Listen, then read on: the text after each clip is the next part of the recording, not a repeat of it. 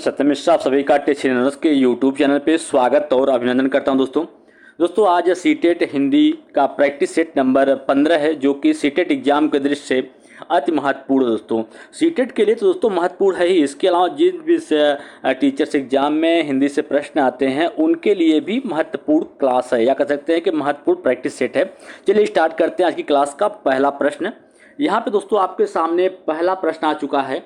देखिए क्या पूछ रहा है, अयोग्य वाह किसे कहा जाता है? महाप्राण को, अनुसार एवं विसर्ग को, संयुक्त व्यंजक को, अल्प प्राण को। तो अयोग्य वाह किसे कहते हैं? अयोग्य वाह उन शब्दों को कहते हैं कि जिसमें अयोग्य वाह अनुसार और विसर्ग दोनों को ही मिला के ही क्या होता है, आपका अयोग्य वाह वर्ण कहलाते हैं। ठीक है, अनुसार का मतलब होता है कि किसी शब्द के ऊपर यहाँ पे जो आपको एक बिंदी दिखाई देती है ये क्या होता है, अनुसार होता है। और किसी शब्द के यहाँ पीछे दो बिंदी दिखाई दे तो क्या होता है, विसर्ग होता है। तो इस प्रश्न का राइट जवाब क्या होगा?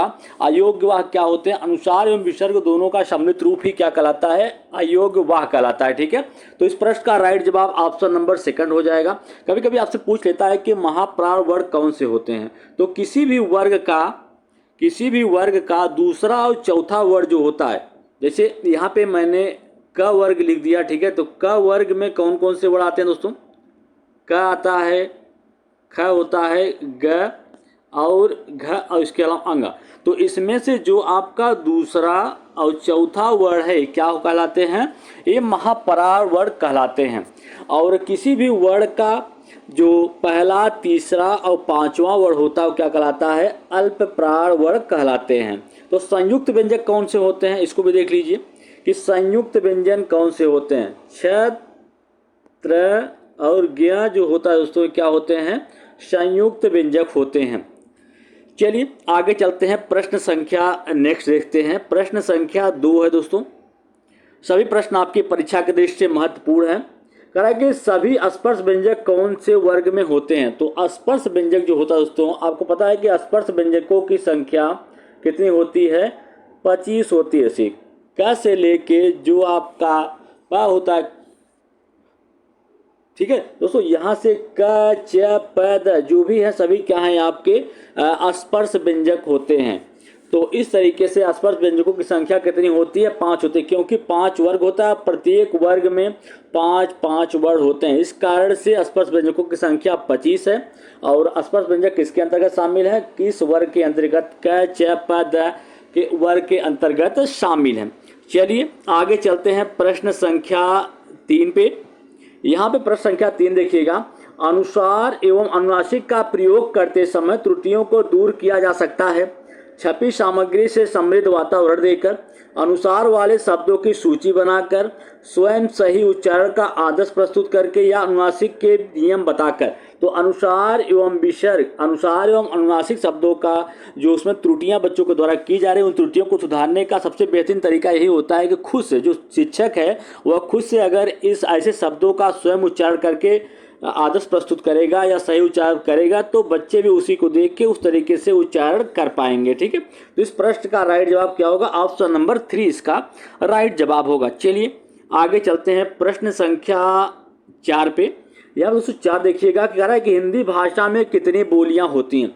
15, 25, 18 या 22। तो हिंदी भाषा में बोलियों की संख्या कितनी है?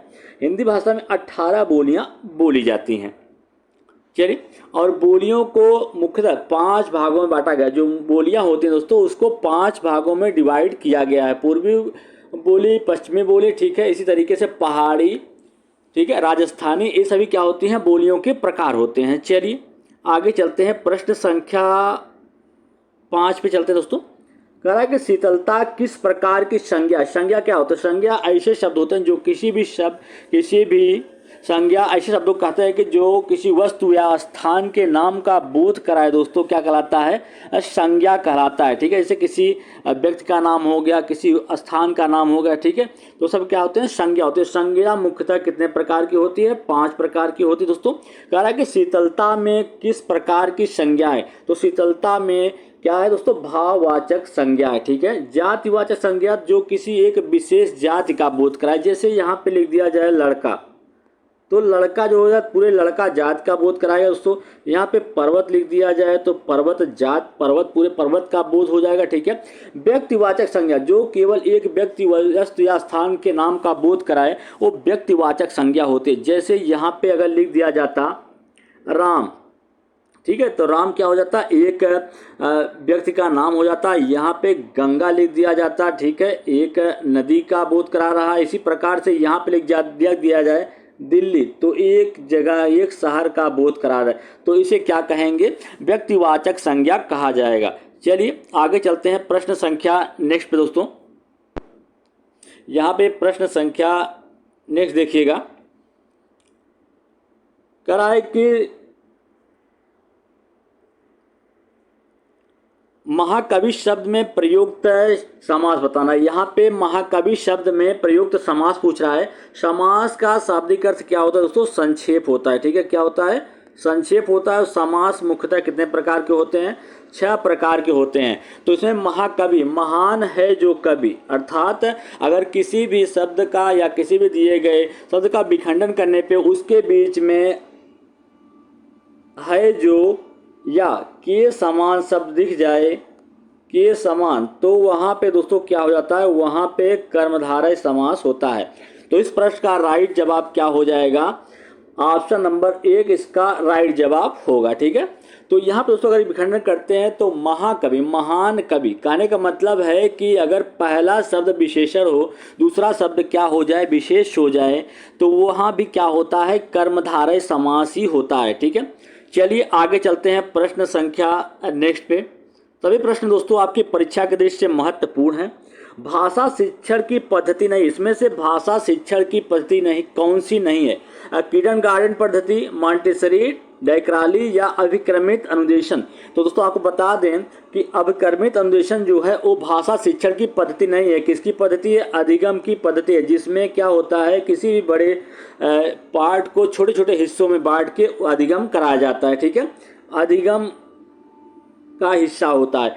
तो इस प्रश्न का राइट जवाब क्या होगा, ऑप्शन नंबर 4 होगा, क्योंकि किंडरगार्टन पद्धति, मॉन्टेसरी और डैक्राली ये सभी क्या होती हैं, शिक्षण की पद्धतियां होती हैं, और अभिक्रमित अनुदेशन शिक्षण की नहीं अधिगम की पद्धति होती है। चलिए आगे चलते हैं प्रश्न संख्या नेक्स्ट पे। प्रश्न संख्या नेक्स्ट देखिए दोस्तों, कह रहा है कि भाषा शिक्षण में खेल का सर्वाधिक महत्वपूर्ण स्थान है, क्योंकि खेल भाषा को विस्तार देते हैं, खेल में आनंद आता है, खेल में शारीरिक विकास होता है, भाषा शिक्षक को कम श्रम करना पड़ता है। तो भाषा शिक्षण में खेल का इसलिए विशेष महत्वपूर्ण होता है क्योंकि इसमें बच्चे जो होते हैं कई लोगों से मिलते हैं, जिससे उसके जो भाषा होती है उसको क्या मिलता है, विस्तार मिलता है, ठीक है। वहाँ पे कई प्रकार के बच्चे होते हैं जिससे वो कम्युनिकेशन करते हैं, और उस कम्युनिकेशन के दौरान दोस्तों वो नई नई चीज़ें सीखते हैं और एक दूसरे से अपनी बात को प्रभावी तरीके से वहाँ पे रख भी पाते हैं। तो इस तरीके से भाषा शिक्षण में खेल का महत्वपूर्ण स्थान होता है, जो कि क्या होता है, खेल जो होता है भाषा को विस्तार प्रदान करता है, ठीक है। चलिए आगे चलते हैं प्रश्न संख्या नेक्स्ट पे। कह रहा है कि वीर रस का अस्थायी भाव क्या होता है, क्रोध होता है, भय होता है, विस्मय होता है या उत्साह होता है। तो वीर रस का अस्थायी भाव क्या होता है, उत्साह होता है, क्या होता है, उत्साह वीर रस का अस्थायी भाव होता है, ठीक है। विस्मय किसका अस्थायी भाव है, विस्मय जिसमें किसी आश्चर्य हो जाए दोस्तों, उसका क्या होता है, अस्थायी भाव होता है। चलिए आगे चलते हैं, इस प्रश्न का राइट जवाब क्या होगा, वीर रस का अस्थायी भाव क्या होता है, उत्साह होती है। चलिए आगे चलते हैं प्रश्न संख्या नेक्स्ट देखते हैं। कह रहा है कि राष्ट्रीय शिक्षा नीति 2020 के अनुसार शिक्षा को केवल पूर्व निर्धारित विषय वस्तु पर केंद्रित होना चाहिए, समस्या समाधान पर केंद्रित होना चाहिए, या अधिगमकर्ताओं में गहन चिंतन का विकास करना चाहिए, या अन्वेषण निर्धारित और खेल खोज आधारित होना चाहिए। तो राष्ट्रीय शिक्षा नीति 2020 के अनुसार जो शिक्षा दोस्तों वो कैसी होनी चाहिए, समस्या समाधान पर केंद्रित होनी चाहिए, या अधिगमकर्ताओं में गहन चिंतन का विकास हो। जैसे जब बच्चे चिंतन करेंगे तो जाहिर सी बात है वो नई नई चीज़ों को सोचेंगे, ठीक है, नई नई चीज़ों को समझेंगे या नया नया कुछ करने की कोशिश करेंगे, अर्थात कह सकते हैं कि उसमें सृजनात्मकता की प्रवृत्ति का विकास होगा। अन्वेषण निर्धारित और खोज आधारित होनी चाहिए, बिल्कुल सही दोस्तों। जब बच्चा जो है अगर उसको किसी चीज़ को खोजने की क्षमता विकसित होगी उसमें, तो सोचेगा कि नई नई चीज़ों को सोचा जाए और उसका जो शिक्षा का विकास भी होगा, ठीक है। तो इस प्रश्न का राइट जवाब क्या होगा, ऑप्शन नंबर फर्स्ट इसका राइट जवाब हो जाएगा। चलिए आगे चलते हैं, प्रश्न संख्या नेक्स्ट देखते हैं। सभी प्रश्न दोस्तों आपकी परीक्षा के दृष्टि से महत्वपूर्ण है। महर्षि में कौन सी संधि है? गुण संधि है, बृहद संधि है, दीर्घ संधि या यड़ संधि?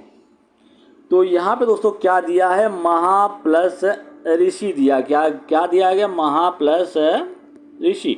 तो यहाँ पे महर्षि में दोस्तों पूछ रहा है कि महर्षि में कौन सी संधि है। तो इसका दोस्तों आपको बताना है कि महर्षि में कौन सी संधि होगी। चलिए आगे चलते हैं, प्रश्न संख्या नेक्स्ट देखते हैं। कह रहा है कि निम्नलिखित में से किस